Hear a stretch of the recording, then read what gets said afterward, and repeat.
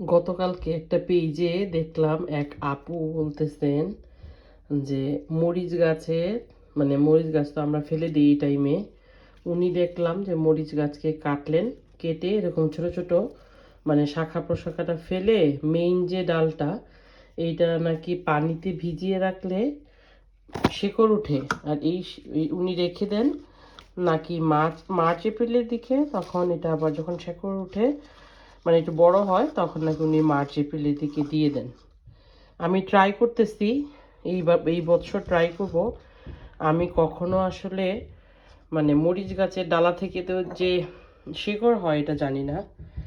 আমি লেবু গাছ ট্রাই করি, এই যে লেবু গাছের হয় জানি।